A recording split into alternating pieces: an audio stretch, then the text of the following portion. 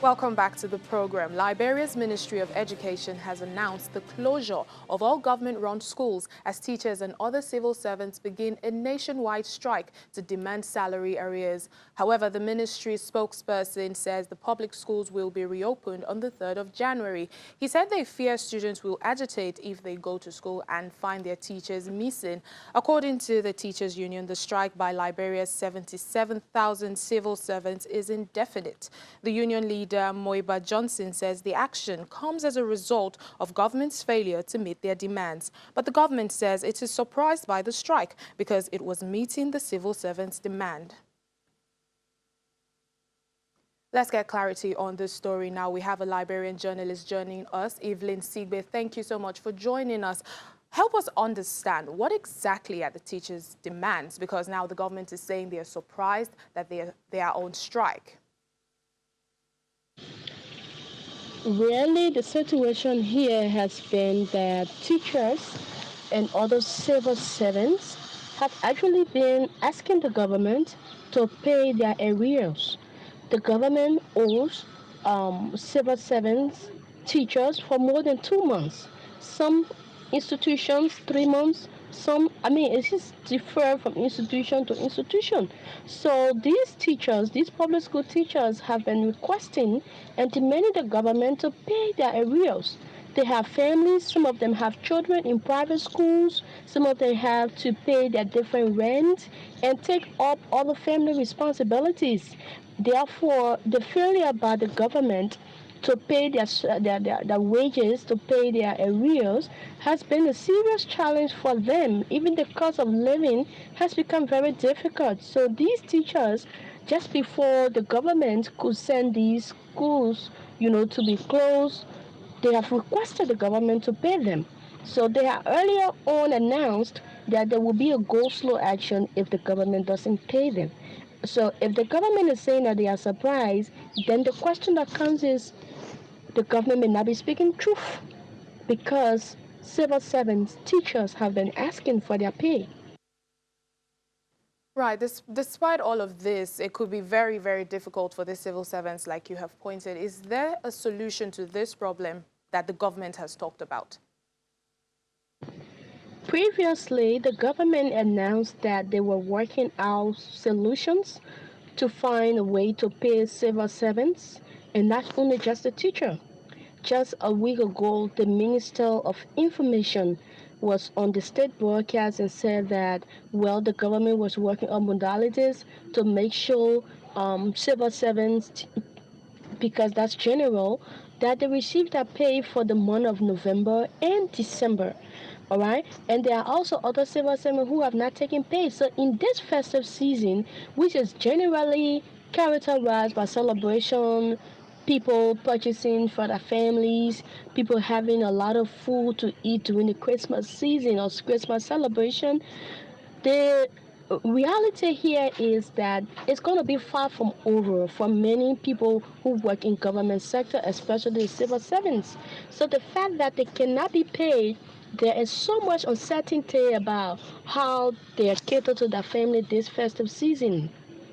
I tell you for sure, when you go downtown where the Christmas season, you see lots of people purchasing. Even to walk through the market is usually used to be very difficult. But now you can freely move through the market because not many people are purchasing. Not many people are doing business transactions. They haven't taken pay. How will they buy? So the hope of them celebrating the Christmas this year for those who work in the public sector, civil servants, public school teachers, is really challenging. Even business people are complaining that business is not going as it used to be in past Christmas festive seasons. So this year it's difficult for people who work in government, particularly civil servants, government teachers, because they haven't taken pay 2 months up to 3 months.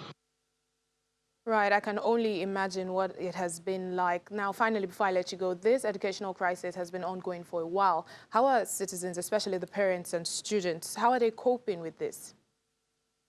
And the government is trying to play smart by allowing students to go home ahead of the go slow action by the government teachers, but they've just created more tension because the teachers have said that the government should pay their salaries. They have families, they have other responsibilities to attend to. But then the Minister of Education has said they are doing it so that they will save the children, save the students, because protests might affect them. But that decision has even created more tension now. There are more people talking about it, and the civil servants, the teachers are saying, in fact, we're going to go on strike earlier than we even thought. So beginning today, civil servants show up to the rest of the week, they will stop going to work.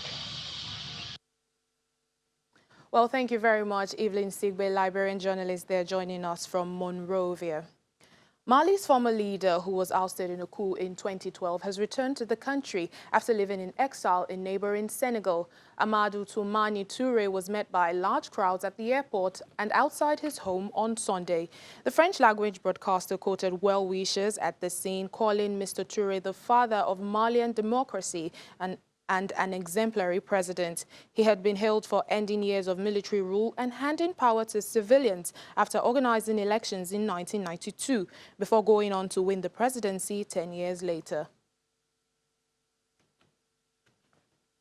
Somalia's government has installed surveillance cameras on major roads in the capital, Mogadishu, to deter more attacks from the Islamist militant group Al-Shabaab. Now, this is the first time that the government has installed surveillance on key roads in Mogadishu to help prevent militant attacks. Al-Shabaab often carries out bomb and gunfire attacks in the capital. Last week, its fighters carried out an attack at the Somali Youth League hotel that is located near the presidential palace. The group carried out one of its deadliest attacks in Mogadishu in October 2017 after it detonated explosives packed in a truck. More than 300 people are believed to have been killed in the incident that was captured on CCTV. In May, the group ordered businesses in the capital to dismount CCTV cameras from buildings along the city's main roads.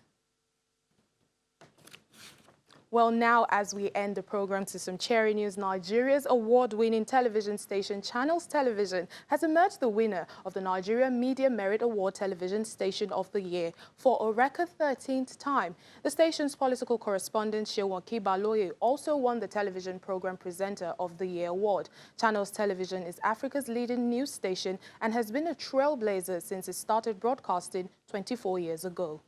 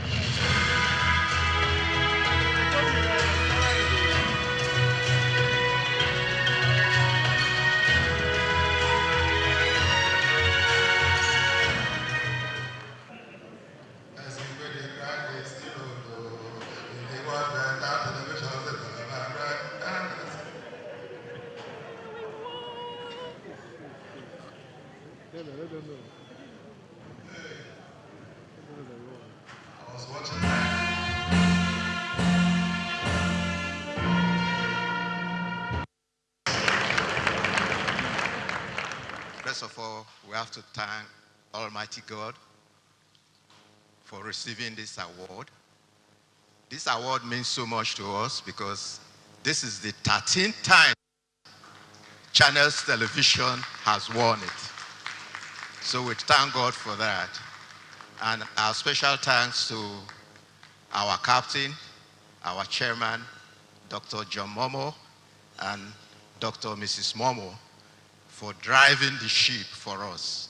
Without them, we'll get lost.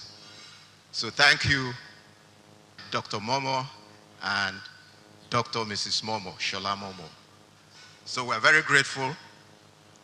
It came at a good time, and this is a driver making it possible for us to work even harder than what we have done. Thank you very much. Congratulations to Channels Television. Well, that's it on Network Africa. Thank you so much for watching. I'm Layo Adegoke.